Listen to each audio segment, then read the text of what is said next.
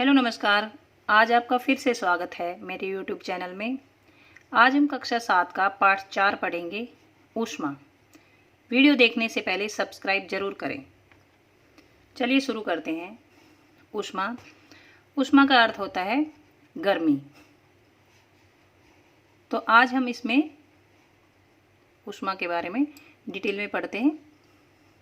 अध्याय 3 में आप पढ़ चुके हैं कि ऊनी वस्त्र जांतव रेशों से बनाए जाते हैं। ऊन जो है भेड़ों से मिलती है, तो वो जंतु हैं, इसलिए उनको जांतव रेशा बोला, जो जंतु से प्राप्त होते हैं।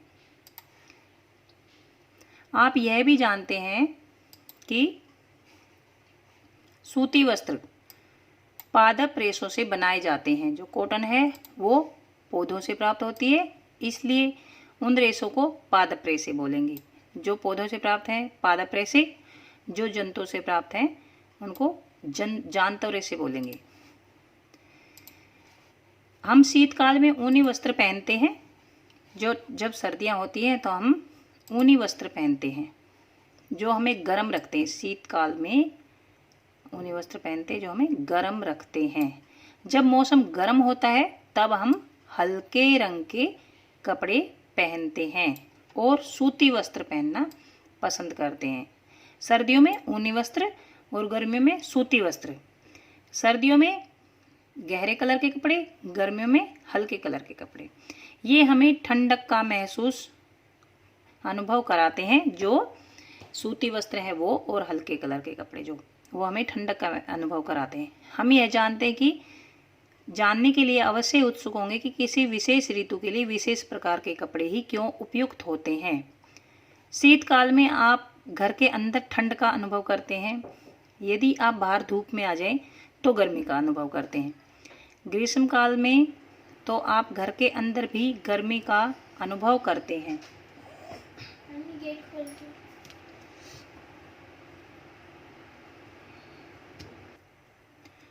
हम यह कैसे जान पाते हैं कि कोई वस्तु गर्म है या ठंडी?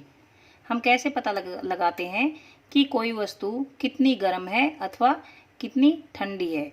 इस अध्याय में हम इसी प्रकार के प्रश्नों के उत्तर के बारे में पढ़ेंगे। अब है 4.1 गर्म अथवा ठंडा। अपने दैनिक जीवन में हम अनेक वस्तुओं के संपर्क में आते हैं। इनमें से कुछ गर्म है और कुछ ठंडी है। जैसे हम बहुत सारी गर्म चीज़ें खाते हैं, बहुत सी ठंडी चीज़ें खाते हैं।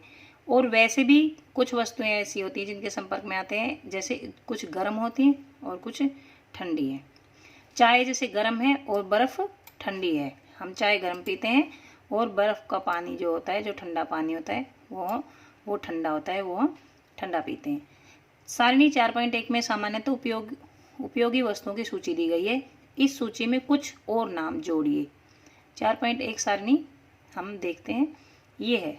इसमें जैसे आइसक्रीम, चाय के प्याले में रखी चम्मच, फलों का रस, तलने के लिए उपयुक्त किसी बर्तन की हथी। देखिए आइसक्रीम ठंडी है और चाय के प्याले में रखी चम्मच गर्म है। फलों का रस ठंडा है। तलने के लिए उपयुक्त किसी बर्तन की हथी, कुछ तलते हैं हम तो उस बर्तन की हथी ठंडी है, क्योंकि गर्म हो गई तो हम उसको पकड़ नहीं पाएंगे। तो ये हमने रखे। तो इस वाली सारणी में हम कुछ और वस्तुएं भी जोड़ेंगे। हम देखते हैं कि कुछ वस्तुएं ठंडी है जबकि कुछ गर्म है। आप यह भी जानते हैं कि कुछ वस्तु दूसरी वस्तुओं की अपेक्षा अधिक गर्म होती हैं। यह दूसरी वस्तु की अपेक्षा अधिक गर्म होती है, जबकि कुछ वस्तुएं दूसरों की अपेक्षा अधिक ठंडी होती हैं।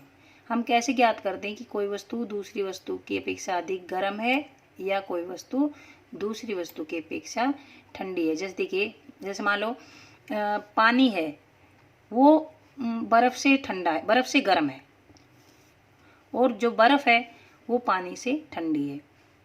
तो हम कैसे पता लगाएंगे, कैसे हमें पता लगता है कि यह वस्तु ठंडी है या यह गर्म है? हम इसका पता वस्तुओं को स्पर्श करके लगाते हैं। इसका पता कैसे लगाते हैं? वस्तुओं को छूकर इसका पता लगाते हैं। परंतु क्या हमारी स्पर्श इंद्रियां विश्वसनीय है? स्पर्श इंद्रियां मतलब जिससे हम टच करके पता लगाते हैं, जैसे हाथों से हमने टच किया, स्पर्श इंद्रिय होगी हमारी त्वचा, स्किन। तो ये अब क्रियाकलाप 4.1 हम करके देखते हैं कि क्या हमारी स्पर्श इंद्रियां विश्वसनीय है या नहीं। 3 बर्तन लेने हैं, ए बी सी। एक में हम पात्र ए में ठंडा पानी डालेंगे, इसमें ठंडा पानी डालेंगे, और बी में हम गर्म पानी डालेंगे, इसमें बी में, और सी में हम कुछ ठंडा और कुछ गर्म पानी मिलाकर डाल देंगे। अब अपने बाएं हाथ को पात्र ए में तथा दाएं हाथ को पात्र बी में डालिए। मतलब एक हाथ को ए बर्तन में डालना है और दूसरे हाथ को बी बर्तन में डालना है। अब 2-3 मिनट बाद हम क्या करेंगे कि दोनों हाथों को एक साथ तीसरे बर्तन में डुबोएंगे, सी में।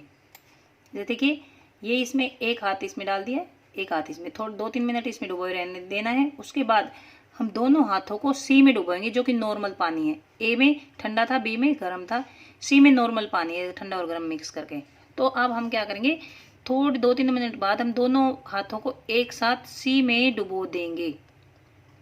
अब हम इससे क्या देखते हैं कि दोनों हाथों को क्या एक जैसा अनुभव होता है?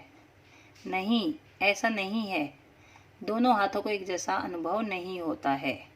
अब इसमें बूझो कहता है, मेरा बायां हाथ कहता है कि मग सी में पानी गर्म है, और दायां हाथ कहता है कि पानी ठंडा है। मैं क्या निष्कर्ष निकालूं? इसका अर्थ ये है कि जिस ठंडे पानी में हमने जो हाथ डाला था, ठंडे पानी में जो हाथ डुबो रखा था, उस हाथ को तो हमें सी वाला पानी गर्म लगेगा, और जो गर्म पानी में जो हाथ डुबो रखा था, उस हाथ को सी वाला जो पानी है वो ठंडा लगेगा। मतलब अगर ठंडे पानी में हमने हाथ डुबो रखा है, उसको सी वाला गर्म लगेगा, और गर्म पानी में जो हाथ डुबो रखा था, उसको सी वाला जो पानी है वो ठंडा लगेगा, मतलब अपोजिट लगेगा। तो बूझो कि यह उलझन यह दर्शाती कि यह निश्चय करने के लिए कोई वस्तु गर्म है या ठंडी, हम अपनी स्पर्श इंद्रियों पर विश्वास नहीं कर सकते, क्योंकि जो हमारे हाथ हैं, दोनों हाथ हैं, एक को गर्म लग रहा है, एक को ठंडा लग रहा है। तो इसका मतलब क्या है, हमारी जो स्पर्श इंद्रिय हैं वो एक जैसा परिणाम हमें नहीं देती हैं, वो हमें कभी भी धोखा दे सकती हैं। जबकि हाथ तो हमारे ही हैं, लेकिन एक हाथ हमें गर्म महसूस कर रहा है उस पानी को, और एक हाथ ठंडा। तब हम यह कैसे ज्ञात कर सकते हैं कि कोई वस्तु वास्तव में कितनी गर्म है, या किसी वस्तु की उष्णता की विश्वसनीय माप उसके ताप से की जाती है।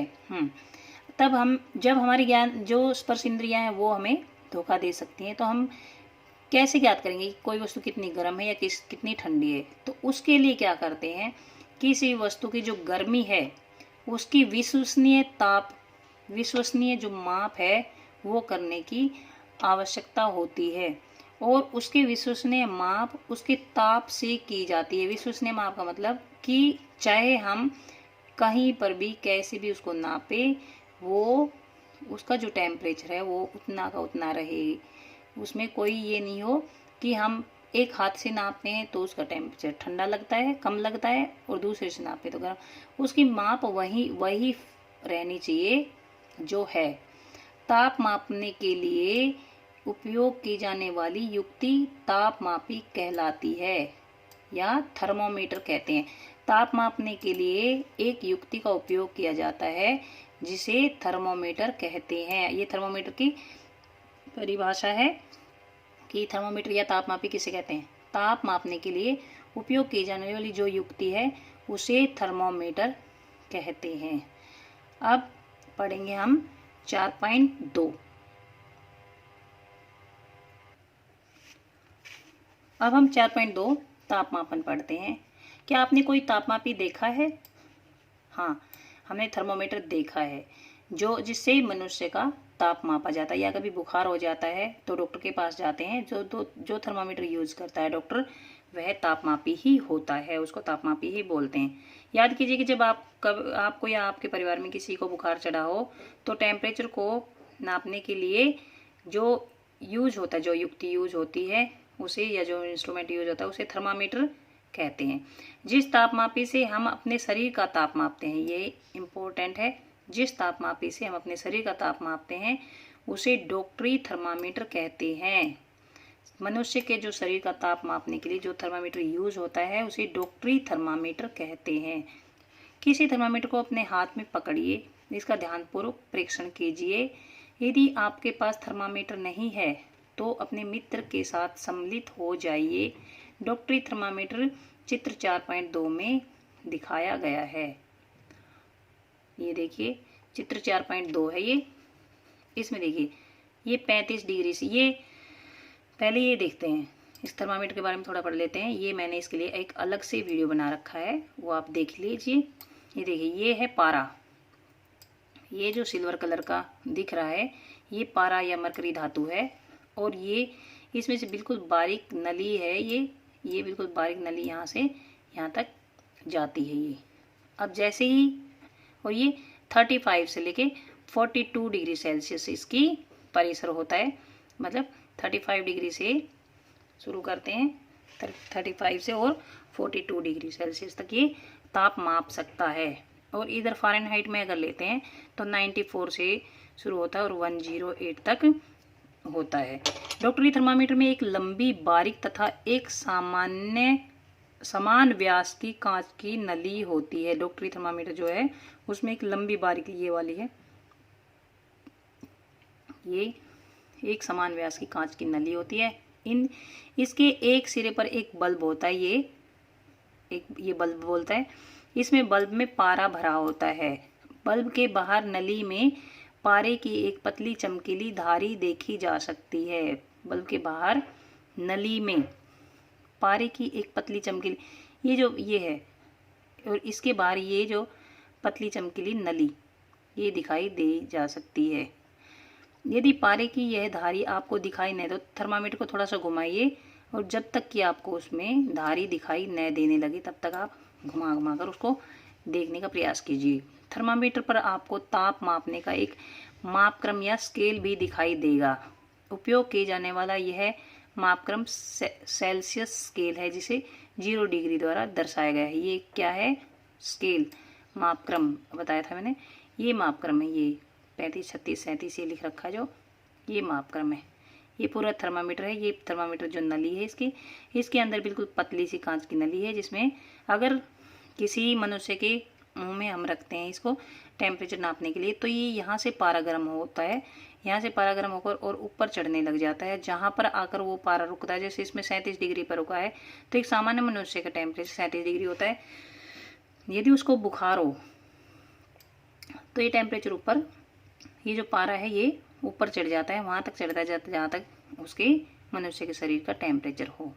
उसके बाद ये डिग्री सेल्सियस स्केल है, ये सेल्सियस स्केल है, और ये फ़ारेनहाइट स्केल है, एफ लिख रखा है जो, ये 94 से 108 तक है, और ये सेल्सियस जो है 35 से 42 डिग्री सेल्सियस तक है। वो जो दुविधा में है कि चित्र में 2 मापक्रमों में से वह किसे पढ़े। पहली समझदार है, पहली ने बताया कि भारत में हमने सेल्सियस स्केल को अपनाया है, भारत में हमने सेल्सियस स्केल को अपनाया है, इसलिए और इसी स्केल का उपयोग करना चाहिए, सेल्सियस स्केल का। दूसरा मापक्रम फ़ारेनहाइट स्केल है, जिसका परिसर 94 से 108 डिग्री तक है। इसे पहले प्रयोग किया जाता था। डॉक्टरी थर्मामीटर से हम 35 डिग्री से 42 डिग्री सेल्सियस तक के ताप ही माप सकते हैं। अब यह क्रियाकलाप 4.2 थर्मामीटर से ताप मापना। यह सीखें कि थर्मामीटर को कैसे पढ़ा जाता है। सबसे पहले इनके किन्हीं 2 क्रमागत मतलब एक के बाद एक, क्रमागत का मतलब ये होता है, जैसे मान लो एक ये है, फिर एक ये है, ये तो ये क्रमागत हैं। क्रमागत मतलब इसके बाद ये है, इसके बाद ये है, इसके बाद ये है, इसके बाद ये क्रमागत है। एक के बाद एक बड़े चिन्हों द्वारा निरूपित ताप के अंतर को नोट कीजिए। ताप का जो अंतर है उसको नोट करना है। जो बड़े चिन्ह हैं उनके बीच का जो अंतर है उसको नोट करना है। इन्हीं दोनों चिन्हों के बीच भागों की संख्या को नोट कीजिए। इन जैसे ये चिन्ह है, अब इनके बीच में छोटे छोटे भाग भी हैं। इसे अभी चलिए थर्मामीटर में देखते हैं हम। देखिए यहाँ पे ये है, यहाँ पे ये बड़ा भाग है, ये बड़ा है, और इसके बाद है ये यहाँ पर बड़ा है, ये बड़ी लाइन है, इसके बाद ये बड़ी लाइन है। अब इस जो ये 35 से 36 है, इनके बीच छोटे छोटे भाग कितने हैं? 1 2 3 4 5 6 7 8 9 और 10। तो इसमें बीच में ये 10 भाग हो गए, ये यहाँ से लेकर यहाँ तक। इसके बाद है, मान लीजिए दो बड़े चिन्हों के बीच 1 डिग्री का अंतर है तथा इन चिन्हों के बीच 5 भाग हैं, तब एक छोटे भाग का मान, अभी देखिए हमने 35 से 36 तक ये दो बड़े भाग लिए हैं, इसके बीच में भी ये एक भाग और ये रहा, ये बड़ा है, तो ये यहाँ से यहाँ तक इस बड़े भाग तक अगर लेते हैं तो 5 का डिफरेंस है, और 35 से 36 तक अगर दोनों बड़े भागों के बीच में ले तो 10 का डिफरेंस है। अब देखिए 36 और 37 के बीच में एक बड़ा भाग ये है, तो इसके बीच में 5 का डिफरेंस ये है, और 37 और 38 इसके बीच में भी एक ये बड़ा भाग है, तो ये लगाया है 35 और 36 के बीच में जो बड़ा भाग है वहाँ तक लेना हमें। ये 35 से 36 तक तो 10 है, और 35 और 36 से बीच में जो बड़ा भाग है वहाँ से 35 से और ये आधे 35 तक, मतलब 35 से 35.5 तक अगर ले तो 5 भाग हैं। तो इसमें तब एक छोटे भाग का मान क्या होगा? 1/5 अर्थात 0.2 होगा। अगर इन चिन्हों के बीच 5 भाग हैं तब एक छोटे भाग का मान 1/5 डिग्री यानी 0.2 डिग्री होगा। उपयोग करने से पहले थर्मामीटर को अच्छी प्रकार धो लीजिए। धोने के लिए किसी प्रतिरोधी, इसका मतलब होता है कि रोगाणुरोधक किसी दवाई का उपयोग करते हैं जिससे रोगाणु मर जाते हैं, क्योंकि थर्मामीटर क्या होता है, मनुष्य को जो तापमान नापता है उस थर्मामीटर को किसी मनुष्य के मुंह में जीभ के नीचे रखा जाता है, तो उससे कीटाणु, एक मनुष्य की कीटाणु अगर दूसरे के लिए उपयोग किया जाता है तो दूसरे में वो रोगाणु जा सकते हैं। इसलिए जैसे उसको यूज़ किया उसके बाद उसको धोते हैं और किसी रोगाणुरोधक घोल में इसको रखा जाता है, नहीं वरना किसी एक रोगी से दूसरे रोगी तक ये रोगाणु फैल सकते हैं।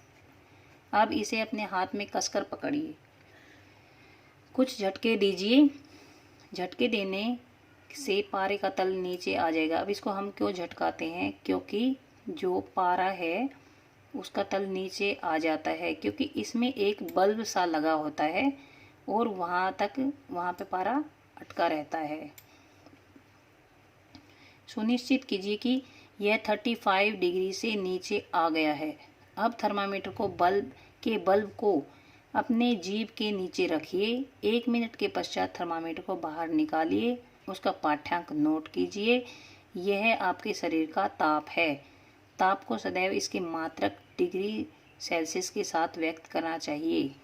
तो इसका ये अर्थ है, देखिए जैसे मान लो ये पारा यहाँ से लेकर अगर यहाँ तक चलता है, ये 39 के बाद 1 2 3 4 5 यहाँ तक, अगर ये यहाँ पे 4 है, 4 तक अगर पहुँचता है तो 38 ये 38 है, और 39 अगर अब पहुँचता है 1 2 3 4 तो ये होगा 39.4। ये मनुष्य का टेम्परेचर 39.4 डिग्री सेल्सियस हो जाएगा। तो इस प्रकार हम टेम्परेचर नापते हैं किसी का। इसके बाद मानव शरीर का सामान्य तापमान 37 डिग्री सेल्सियस है। ध्यान दीजिए ताप को इसके मात्रक के साथ व्यक्त किया गया है। देखिए ये डिग्री सेल्सियस जरूर लगाना, इसमें लिखा है तो यहाँ पर भी डिग्री सेल्सियस। स्वस्थ मनुष्य का अर्थ है मनुष्य जिसको कोई बीमारी ना हो, बुखार ना हो, तो उसका तापमान अगर नापते हैं तो 37 डिग्री सेल्सियस होगा। पहेली ने अपने शरीर का ताप मापा, वह चिंतित हो गई क्योंकि यह ठीक 37 डिग्री नहीं था। आइए पहेली को विश्वास दिलाएं कि उसके साथ कोई समस्या नहीं है। जरूरी नहीं है कि सामान्यतः अगर 37 डिग्री से थोड़ा सा ऊपर नीचे हो तो कोई जरूरी नहीं है कि वो अस्वस्थ हो। तो चलिए इसको विश्वास दिलाने के लिए क्रियाकलाप करते हैं। क्रियाकलाप 4.3 डॉक्टरी थर्मामीटर की सहायता से अपने कुछ मित्रों कम से कम 10 के शरीर का ताप मापिए। अपने प्रेक्षणों को सारणी 4.2 में लिखना है। तो ये 4.2 सारणी है, इसमें ये थोड़ा सा ये बताए, पहले ही पढ़ लेते हैं। डॉक्टरी थर्मामीटर उपयोग करने के लिए आवश्यक सावधानियाँ। थर्मामीटर को उपयोग से पहले या उपयोग के पश्चात धोना चाहिए। धोने के लिए किसी एंटीसेप्टिक या रोगाणुरोधक जो होती हैं उनका घोल का उपयोग करना चाहिए। सुनिश्चित कीजिए कि उपयोग से पहले पारे का तल 35 डिग्री से नीचे हो। थर्मामीटर को पढ़ते समय पारे का तल दृष्टि रेखा के सीध में होना चाहिए, जैसे ये इसने पकड़ रखा है। थर्मामीटर को सावधानीपूर्वक उपयोग कीजिए, किसी कठोर वस्तु से टकराने पर यह टूट सकता है। थर्मामीटर का उपयोग करते समय इसे बल्ब से नहीं पकड़ना चाहिए, इधर यहाँ से नहीं पकड़ना चाहिए, यहाँ से इधर से पकड़ना चाहिए। ये पढ़ने की सही विधि बता रखी है। अब ये लिख रखा था कि कुछ विद्यार्थियों का नाम लिखने और उसका टेम्परेचर नाप कर यहाँ पर इस सारणी में लिखने हैं। जैसे नाम यहाँ पर लिखने हैं, ये 2 लिख दिया, किसी का नाम यहाँ पर लिखना है, फिर यहाँ लिखना है और यहाँ पर उनके शरीर का टेम्परेचर। क्या प्रत्येक विद्यार्थी के शरीर का टेम्परेचर 37 डिग्री है? यह आवश्यक नहीं है। ये आवश्यक नहीं कि प्रत्येक व्यक्ति का सामान्य जो ताप है वो 37 डिग्री हो। यह कुछ अधिक भी हो सकता है और कुछ कम भी हो सकता है। वास्तव में जिसे हम सामान्य ताप या नॉर्मल टेम्परेचर कहते हैं वह स्वस्थ व्यक्तियों के विशाल समूह के शरीर का औसत ताप होता है। क्या है? कई बार जिस भी चीज़ का हम औसत निकालते हैं वह एक ग्रुप का औसत निकालते हैं। जैसे हम कहते थे कि इस क्लास के विद्यार्थी अच्छे हैं, इस कक्षा के विद्यार्थी अच्छे पढ़ते हैं, तो इसका अर्थ ये नहीं है कि उस क्लास के सारे विद्यार्थी अच्छे पढ़ते हैं। या फिर हम कह देते हैं इस कक्षा के विद्यार्थी कमज़ोर हैं पढ़ने में, तो इसका अर्थ ये नहीं है कि उस क्लास के विद्यार्थी सारे ही कमज़ोर हैं, कि हम उसके औसत निकालते हैं। अगर ज़्यादातर बच्चों के अच्छे अंक आते हैं तो हम कहते हैं इसकी क्लास के विद्यार्थी अच्छे हैं। अगर 100 में से अगर 60-70 बच्चों के अगर मार्क्स कम आते हैं तो हम कहते हैं यह क्लास जो है, इस क्लास के विद्यार्थी अच्छे पढ़ाई में अच्छे नहीं है। तो इसका अर्थ यह नहीं है कि 30 बच्चे जिनके अच्छे मार्क्स आए वह भी कमज़ोर हैं। तो ये एक औसत ताप निकाला है जो 37 डिग्री है। 37 डिग्री जो टेम्परेचर एक औसत है। बहुत सारे लोगों के टेम्परेचर नापे जाते हैं, तो ज़्यादातर का जो टेम्परेचर है बॉडी का टेम्परेचर वो 37 डिग्री आया है। इसलिए कह देते हैं कि स्वस्थ व्यक्ति का जो शरीर का टेम्परेचर वो 37 डिग्री होता है। बूझो के मस्तिष्क में एक नटखट विचार आया। वह डॉक्टरी थर्मामीटर से गर्म दूध का ताप मापना चाहता था। पहेली ने उसे ऐसा करने से रोक दिया। चेतावनी, डॉक्टरी थर्मामीटर का उपयोग मानव शरीर के ताप मापने के लिए ही उपयोग किया जाना चाहिए। उसको छोड़कर किसी अन्य वस्तु का ताप मापने के लिए कभी मत कीजिए। थर्मामीटर को धूप या आग के पास रखने से बचाइए। थर्मामीटर को धूप में नहीं रखना चाहिए और आग के पास नहीं रखना चाहिए। ऐसा करने से यह टूट सकता है।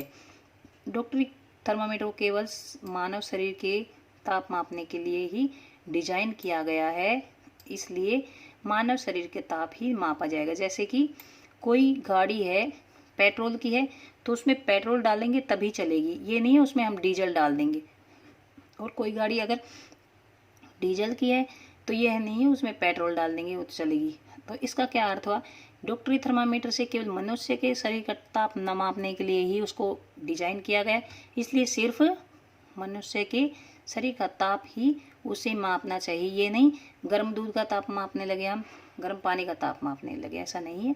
तो मानव शरीर का तापमान सामान्यतः 35 डिग्री से कम तथा 42 डिग्री से अधिक नहीं होता है। यही कारण है कि इस थर्मामीटर का परिसर 35 डिग्री से 42 डिग्री तक ही है। अच्छा, ये क्वेश्चन अगर पूछने लगे कि एक सामान्य व्यक्ति का शरीर का तापमान कितना है, तो हम लिखेंगे 37 डिग्री सेल्सियस। अब हम ये पूछेंगे कि जो डॉक्टरी थर्मामीटर है उसका परिसर 35 डिग्री से 42 डिग्री ही क्यों है, तो यह आंसर दे सकते हैं कि सामान्यतः मनुष्य का जो शरीर का तापमान सामान्यतः 35 डिग्री से कम और 42 डिग्री से अधिक नहीं होता है, इसलिए 35 से 42 डिग्री का ही प्रेशर इसमें रखा गया है। तो यहाँ तक हमारा डॉक्टरी थर्मामीटर भी इसमें कवर हो गया है। अब हम 4.3 नेक्स्ट वीडियो में पढ़ेंगे प्रयोगशाला तापमापी। मैंने प्रयोगशाला तापमापी और डॉक्टरी तापमापी दोनों में ही कंपैरिजन किया हुआ है। ये एक अलग वीडियो में है जिसका लिंक डिस्क्रिप्शन बॉक्स में है, आप वहाँ से उसे देख सकते हैं एक्टिविटी को। तो मेरा वीडियो देखने के लिए धन्यवाद और इसको सब्सक्राइब करना न भूलें।